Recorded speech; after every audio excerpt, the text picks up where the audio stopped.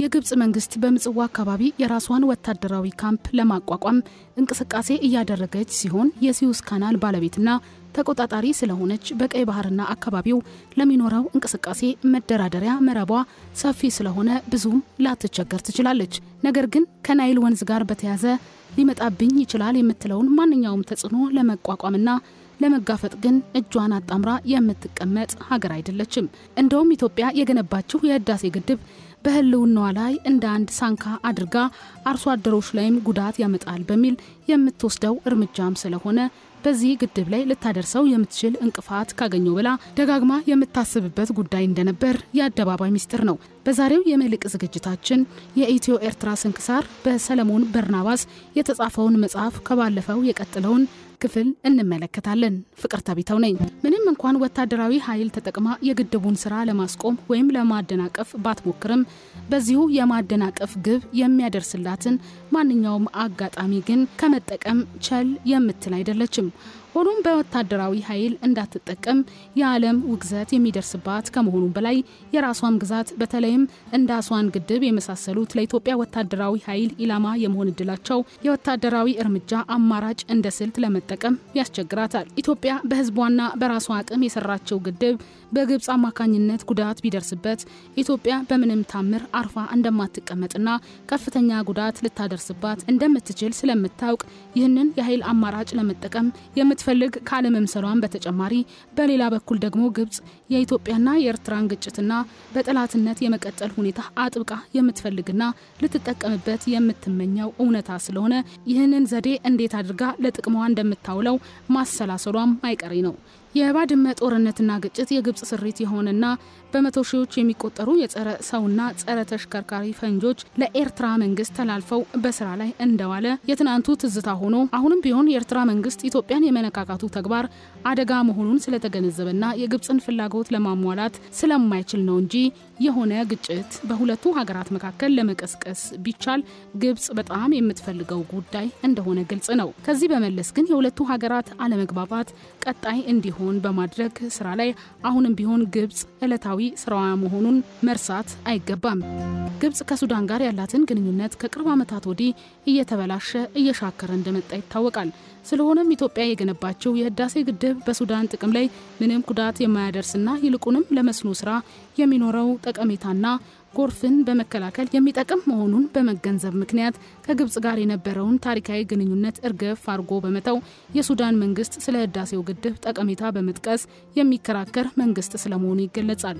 ይህ የሱዳን መንግስት የአቋም ለውጥ ለኢትዮጵያ መንግስት ያለው ጠቀሜታ ከፍተኛ ነው። ሱዳን ከመሃል ላይ ያለች ደግሞ ግብጽ የሱዳንን መሬት ተጠቅሞ በኢትዮጵያ ህዳሴ ግድብ ላይ ጉዳት ለማድረስ አስቸጋሪ ያደርገዋል።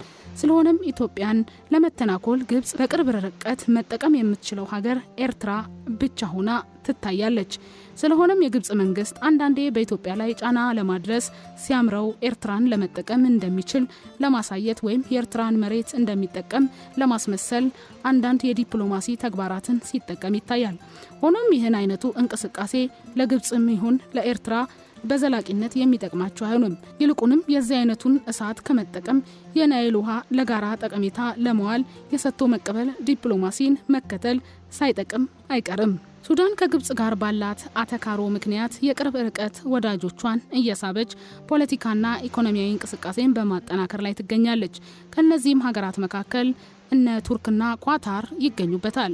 ስዋኪን የምትባለውን የቀይ ባህር ደሴትና ወደቧን የሃጂ ኡምራ ተጓዦች መተላለፊያ እንድትሆን በማለት ከቱርክ ጋር ስምምነት ከማድረጓን በላይ በኳታር እርዳታ ደግሞ ወደቡን ለማልማት $4 ቢሊዮን ወጪ ተደርጎ ለተለያዩ ዘርፎች መጠቀሚያነት እንዲያገለግል ሀገራቱ ከስምምነት ላይ ደርሰዋል።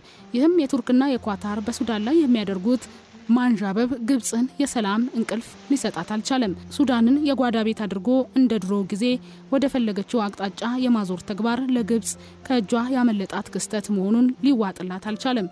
ስለሆነም ሱዳን ከነቱርክና ከነኳታር ጋር የምታደርገውን መቀራረብና መወራረስ ግብጽ የምትፈልገው ጉዳይም አይደለም።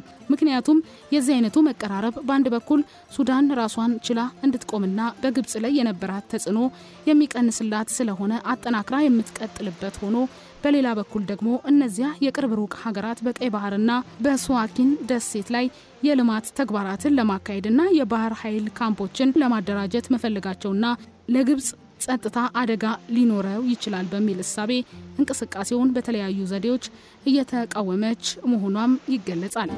በዚህም ይመስላል ግብጽ ሱዳንን ለማስፈራራትም በማሰብና ከኤርትራ በኩል ተጽዕኖ ለማሳደር በማለም ከቅርብ ጊዜ ወዲህ የኤርትራን መሪ አቶ ኢሳያስ አፈወርቂን ወደ ካይሮ በመጥራት የተለያየና ሞቅ ያለ አቀባበልና መስተንግዶ በማድረግ እኔም በሆን ካርድ አለኝ ለማለት የተንቀሳቀሰች ይመስላል። ይህም በመሆኑ ሱዳን ሁኔታውን በጥሞና በመከታተል ወዲያውኑ ወታደሮቿን ወደ ኤርትራ ድንበር በማስፈር ከሀገሪቱ ጋር የነበራትን ግንኙነት ልታሻክረው ችላለች። የኢትዮ ኤርትራ ስንክሳር በሚለው የቀይ ባህር ፖለቲካ መጽሐፍ ሌላው የተመለከትነው ጉዳይ ትልቋና ሀብታሟ የአረብ ሀገር ሳውዲ አረቢያ በቀይ ባህርና በምስራቅ አፍሪካ አካባቢ ሊኖራት የምትፈልገው ፖለቲካዊ ተጽዕኖ ብሎም ጥቅም ከፍተኛ ነው። የየመን መንግስት በሃይማኖት ደጋፊዎች በሆኑት በሁለቱ ኃይሎች እጅ እንዳይወድቅ ባላት ፍላጎት መሰረት ከቅርብ ዓመታት ወዲህ ያላትን ወታደራዊና ንዋይ ሀብት ተጠቅማ የመንን ለማንበርከክ በከፍተኛ ወታደራዊ ዘመቻም ከፍታ ሀገሪቱን ድባቅ አስገብታት ይታያል። ይህን ግቧን ለማሳካትም ሌሎች መንግስታትም ከጎኗ ለማሰለፍ የቻለች ሲሆን ከዚሁ ይባስ ብሎ ገንዘብ የምትጥልባቸው የአካባቢውን ሀገራት ጭምር ከጎኗ እንዲሰለፉ ለማድረግ ስታስፈራራና ተጽዕኖ ስታደርግም ከርማለች። እርጥባኑ እንዳይቀርበኝ ያለ የቅርብና የሩቅ መንግስት ሁሉ አለውልሽ ሲል ስለመክረሙ በቅርበት ስንከታተለው የቆየነው ጉዳይ ነው። ግብጽ ዋናዋ አጋር ስትሆን ቻድ፣ ጅቡቲ፣ ማሊ፣ ኤርትራ ወዘተ ከጎንሽ ነን ብለዋል። ኢትዮጵያ ከማንም ተፋላሚ ጋር መሆኑ አላስፈለጋትም። ሆኖም ሳውዲ አረቢያ የኢትዮጵያን አቋም በጥሩ ጎን ልታየው አልፈለገችም። እንዲያውም ይባስ ብሎ ኢትዮጵያን የቀጣች መስሏት ለስራ ብለው ወደ ሳውዲ አረቢያ ተሰደው የነበሩትን ከ300,000 በላይ ስደተኞችን ለጸጥታዬ ያሰጉኛልና ዜጎችሽን በ3 ወራት ውስጥ አስወጪ አለበለዚያ እስር ቤት ውስጥ አጉራቸዋለሁ በማለት ኢትዮጵያን ባልተጠበቀ ፖለቲካዊና ዲፕሎማሲ አጣብቂኝ ውስጥ ልታስገባ ሞክራለች። ይህ የሳውዲ አረቢያ ድርጊትም ለኢትዮጵያ ዲፕሎማሲያዊ ተግባርና ግንኙነት ትልቅ ትምህርት ሰጥቶ ያለፈ ይመስላል። የዛሬው የመልሕቅ ዝግጅታችን አበቃ። ቀሪውን እንመለስበታለን።